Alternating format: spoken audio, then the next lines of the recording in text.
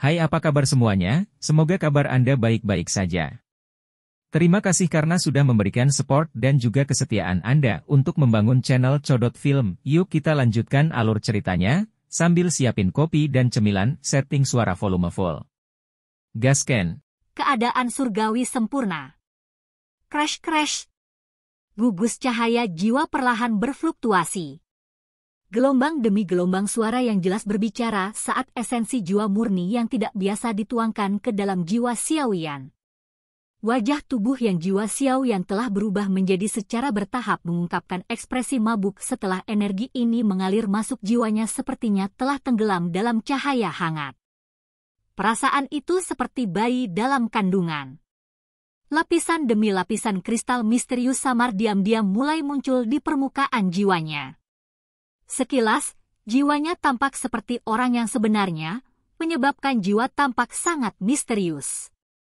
Bagian dalam klaster cahaya jiwa mengandung kekuatan esensi jiwa yang sangat menakutkan. Kekuatan esensi ini dibentuk setelah Hall of Souls telah mengekstraksi 1 juta jiwa. Sebelum esensi jiwa yang begitu luas dan perkasa, bahkan Xiaoyan akhirnya merasa seolah-olah dia sangat kecil. Jatuh! Karena lebih banyak esensi jiwa diserap oleh Xiaoyan, gelombang melingkar dari riak tak terlihat mulai terbentuk bersamanya di tengah. Riak tak terlihat ini menyebabkan area dalam jarak 10.000 kaki gunung tiba-tiba menjadi benar-benar sunyi. Semua makhluk hidup di dalam hutan pegunungan merasakan tekanan yang berasal dari jiwa mereka. Tekanan ini menyebabkan bahkan Magical Beast yang paling ganas di dalam gunung itu berbaring di tanah dalam ketakutan. Mereka bahkan tidak berani mengaum. Soos. Aktivitas pelatihan Xiaoyan cukup intens. Fluktuasi itu mungkin tampak tidak terlihat, tetapi itu memiliki tekanan yang tidak dapat ditahan oleh seseorang. Segera setelah riak menyebar, dengan cepat terdeteksi oleh banyak ahli di dalam paviliun bintang jatuh. Banyak tokoh bergegas, tetapi mereka tiba-tiba merasa kepala mereka menjadi pusing ketika mereka 10.000 kaki jauhnya dari gunung tempat Xiaoyan berlatih. Beberapa dari mereka tidak bisa menjaga tubuh mereka tetap stabil dan menunjukkan tanda-tanda jatuh dari langit. Banyak ahli merasa shock muncul di dalam hati mereka. Mereka buru-buru mundur dan baru berangsur-angsur merasa lebih baik setelah meninggalkan gunung dengan radius 10.000 kaki. Mata mereka terkejut saat mereka melihat ke arah gunung dengan awan yang masih tersisa di atasnya. Kekuatan spiritual orang ini benar-benar menjadi menakutkan. Kelompok Yao Lao juga muncul di langit. Mata mereka menatap gunung yang jauh dengan ekspresi muram. Bahkan mereka tidak bisa menahan tekanan spiritual semacam itu. Xiaoyan telah jauh melampaui Yao Lao baik dalam hal doki dan jiwanya. Negara surgawi sempurna, selain leluhur, sudah lebih dari 1000 tahun sejak seseorang di menara pil kecil telah mencapai kondisi ini. Anda benar-benar telah menerima murid yang baik kali ini. Prestasi Xiaoyan cukup untuk mempermalukan generasi muda dari klan Yao dan bahkan beberapa dari iblis tua mereka. Mata tetua pertama dari menara pil kecil sedikit iri saat dia menatap gunung tempat Xiaoyan berlatih. Dia dengan lembut menghela nafas. Keadaan spiritualnya tetap berada di negara surgawi yang maju selama 100 tahun, namun dia belum bisa menyentuh negara surgawi yang sempurna. Sangatlah mungkin untuk mengetahui betapa sulitnya meningkatkan kondisi spiritual seseorang. Yao Lao sedikit tersenyum. Ada kegembiraan yang tidak bisa disembunyikan di dalam matanya. Kemampuan Xiaoyan untuk mencapai tahap ini telah melebihi harapan terliarnya. Jika seseorang membahas bakat, ada banyak orang yang lebih berbakat daripada Xiaoyan, tetapi Xiaoyan perlahan bertahan. Dia mengambil satu langkah pada satu waktu ke tingkat yang membuat orang-orang yang sangat berbakat itu mendongak. Mencapai level ini membutuhkan keberuntungan, ketekunan, dan banyak pengalaman hidup dan mati. Klan Yao, begitu aku punya waktu di masa depan, aku pasti akan melakukan perjalanan ke sana bersama Xiaoyan. Saya tidak memiliki pemikiran lain tentang klan ini, tetapi saya harus memastikan bahwa nama orang tua saya terukir di tablet klan. Ini adalah janji yang kuberikan pada mereka saat mereka mati saat itu. Yao Lao meletakkan kedua tangannya di belakangnya dan melihat ke langit barat yang jauh. Matanya berisi kesedihan yang jarang terlihat. Seluruh hidupnya sangat bergelombang. Untungnya, surga memberinya harapan pada saat yang paling sunyi.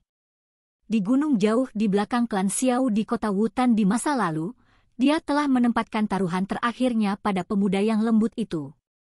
Aku ingin tahu berapa lama Xiao Yan akan berlatih kali ini. Menghitung hari, api lotus pemurnian iblis akan segera muncul. Berdasarkan informasi yang saya peroleh, Hall of Souls diam-diam mulai bergerak. Mereka mengincar api teratai setan yang memurnikan. Feng Zunze, yang berada di belakang Yao Lao, mengungkapkan beberapa berita.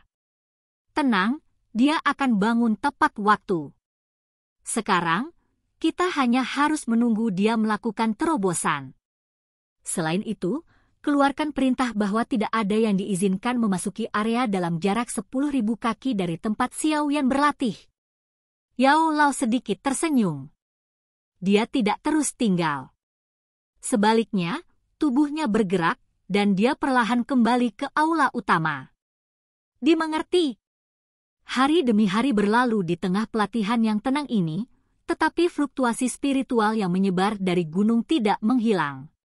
Sebaliknya, itu secara bertahap tumbuh lebih kuat, dan setelah sebulan, hampir seluruh alam bintang terpengaruh oleh riak itu. Karenanya, selain beberapa orang, yang lain hanya bisa menyerah terbang dengan wajah pahit. Mereka hanya bisa menahan tekanan spiritual yang menekan punggung mereka dengan memilih untuk berlari di tanah. Kelompok Yao Lao tak berdaya menghadapi tekanan. Bahkan mereka hampir tidak bisa menahan tekanan spiritual itu, jadi wajar saja, mereka tidak memiliki banyak kekuatan tersisa untuk membantu orang lain. Selain itu, tekanan semacam ini dianggap sebagai bentuk pelatihan lain bagi murid Paviliun Bintang Jatuh. Hanya berjalan-jalan bisa dianggap sebagai pelatihan. Dengan eselon atas Paviliun Bintang Jatuh mengadopsi mentalitas seperti itu, para murid Paviliun Bintang Jatuh akhirnya menanggung tekanan spiritual yang pahit selama sebulan penuh. Meskipun tekanan spiritual ini menyebabkan banyak orang merasa sangat buruk, mereka merasakan kekuatan spiritual mereka tumbuh secara samar-samar setelah secara bertahap terbiasa dengan tekanan tersebut. Hal ini menyebabkan banyak murid merasa terkejut. Mereka bukanlah alkemis dan secara alami hanya menemukan sedikit kesempatan untuk memperkuat kekuatan spiritual mereka. Mereka senang bisa berkembang karena pelatihan khusus ini. Kekuatan spiritual yang kuat akan sangat membantu pelatihan seseorang. Setelah merasakan beberapa manfaat, tidak ada yang terus mengeluh. Beberapa murid berbakat memandang situasi ini sebagai pengalaman pelatihan yang langka. Tidak hanya mereka mencoba untuk tidak meninggalkan alam bintang, mereka bahkan mulai mencoba berjalan perlahan ke arah gunung tempat Xiao Yan berlatih. Murid Paviliun Bintang Jatuh yang mencari tekanan, akan mengalami kekuatan spiritual mereka mulai melonjak. Bagaimanapun, tekanan spiritual dari negara surgawi yang sempurna bukanlah sesuatu yang bisa ditanggung sembarang orang. Saat Xiao Yan berlatih, beberapa esensi jiwa itu mulai tersebar di seluruh dunia bintang di bawah kendalinya. Jika murid Paviliun Bintang Jatuh beruntung untuk menyerap dan bergabung dengan sepotong, itu tidak akan berbeda dengan jika pil dewa jatuh dari langit. Setelah gelombang pertama murid merasakan manfaatnya, semakin banyak murid mulai mengikuti jejak mereka. Dalam sekejap, seluruh alam bintang sekali lagi menjadi hidup. Puluhan ribu murid Paviliun Bintang Jatuh perlahan-lahan berjalan selangkah demi selangkah menuju gunung tempat Xiao Yan berlatih. Seolah-olah mereka berjalan di dalam rawa. Setiap langkah yang mereka ambil membuat mereka lelah.